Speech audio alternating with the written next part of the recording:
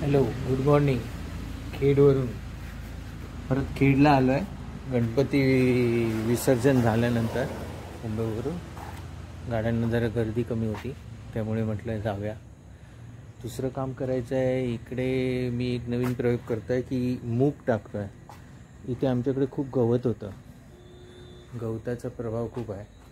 म्हणजे जरा काही गवत तणनाशक नाही मारलं की लगेच गवत येतं.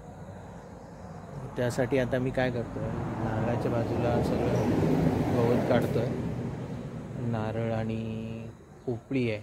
पोपळी म्हणजे सुपारीची झाडं आहेत. सगळं गवत काढतो आणि त्याच्या बाजूला जरा मातीने खणून घेतल्यावर मूग टाकणार आहे. मूग ते दाखवतो तुम्हाला. हे सगळं हे साफ करणार आहे. इकडचं एक केलं आहे. असं ढीग भरून मूग टाकणार आहे.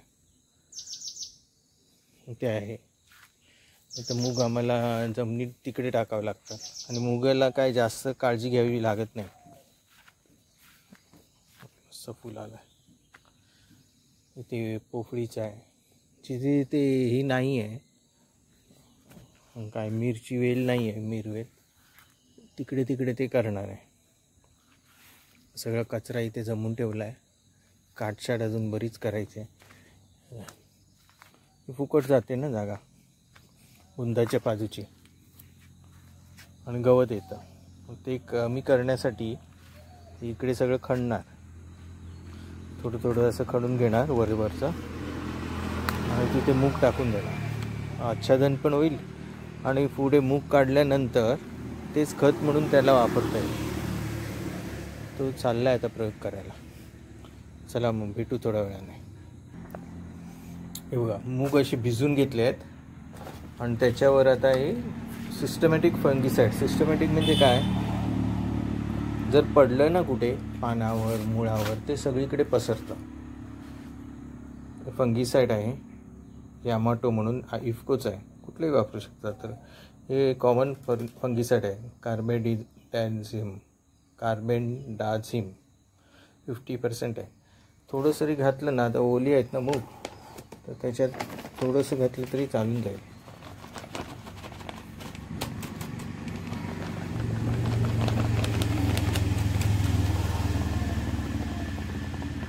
त्याचा फायदा एक होईल की झाडांच्या पण मुळाला तिकडे जर फंगस असतील तर ते लागणार नाही.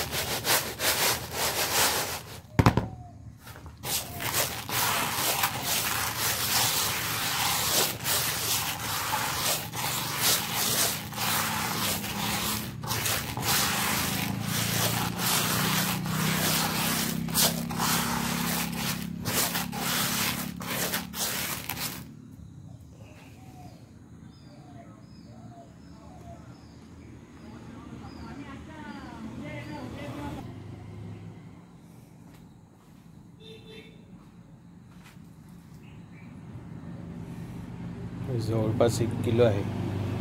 1 किलो बियाणं टाकलेलं आहे. हे करायच्या अगोदर पहिल्यांदा जेवणाची सोय करून टाकतो. तर माझं जेवण राहतं. पंप पण रेडी केला आहे मी काल रात्री.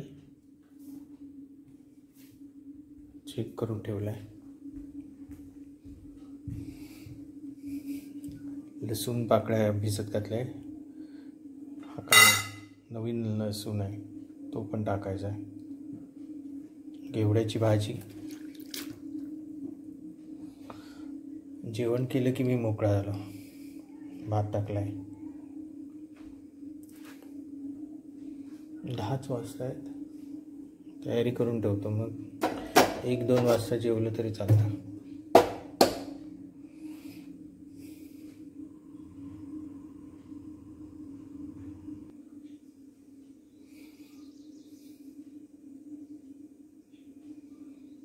इथे आल्यावर वेळ भरपूर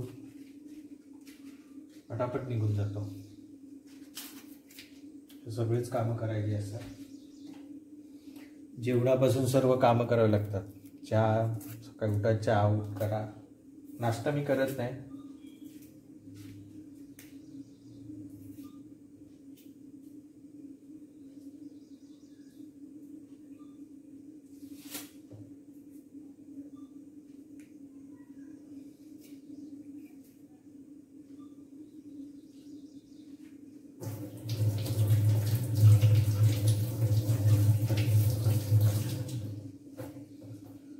डायबिटीस असल्यामुळे नाश्ता करत नाही.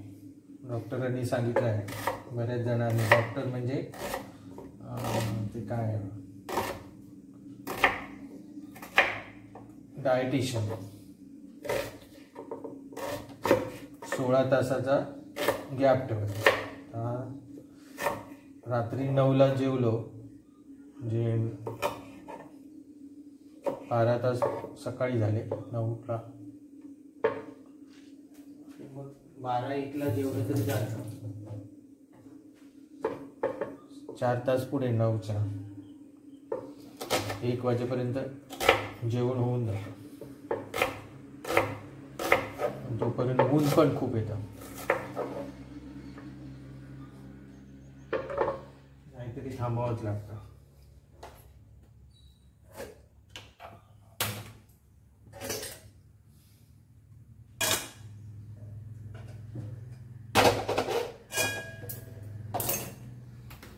घेवड्याची भाजी आहे. तुम्ही कसं करता माहित नाही. मी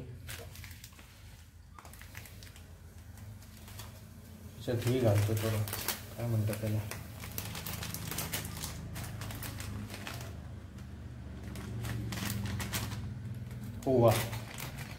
ओवा घालून करतो. ओवा आणि मसाला.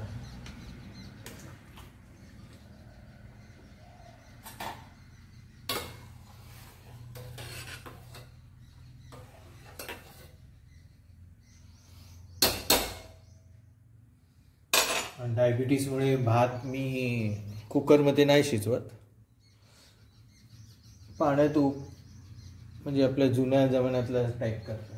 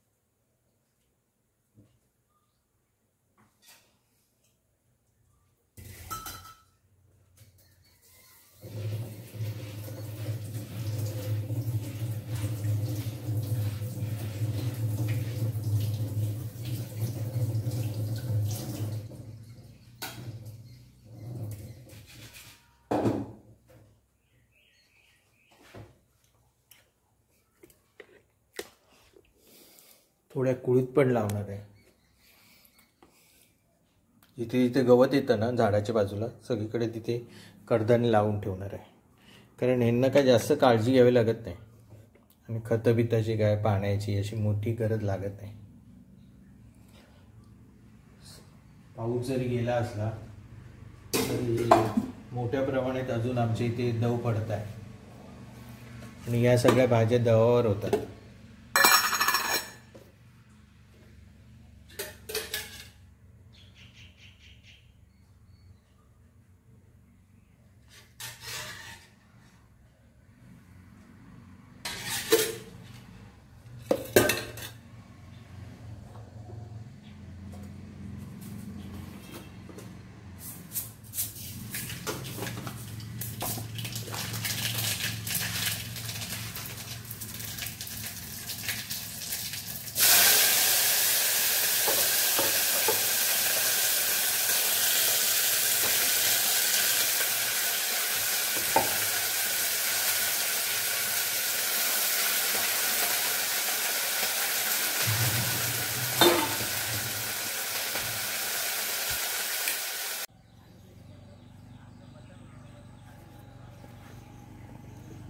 खाली ना आमचं पिल्लू आहे.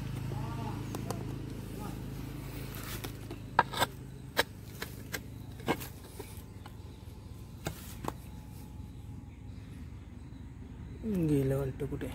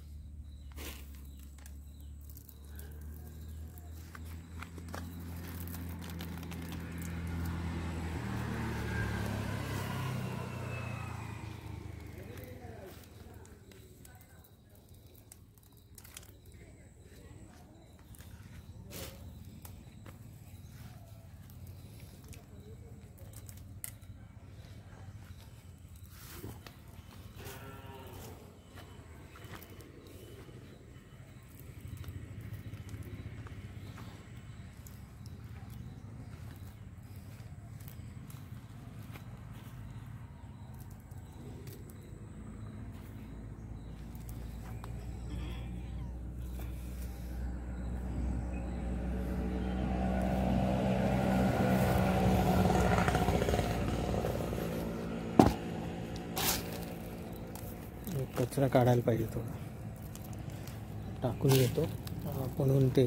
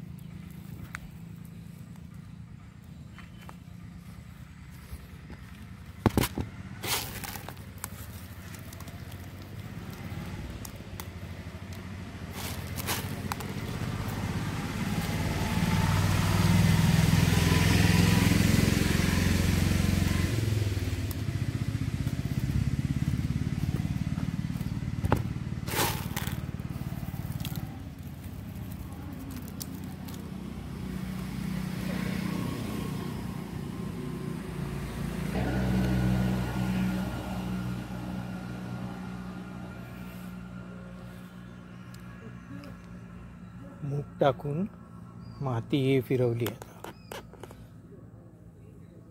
काहीतरी मला करायचीच होती पावसाळ्यानंतर, तर सगळीकडे केले, पण मूग टाकल्यात. गवत येणार नाही, गवताबरोबर आलं तर ते पण येईल. 1-2 दिवसात कळेल लगेच. मूगला काही जास्त वेळ लागत नाही.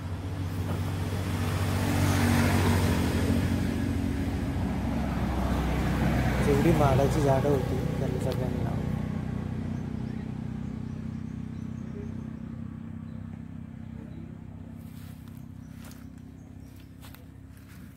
बघूया 2 दिवसात कळेल काय किती उगवतात ते.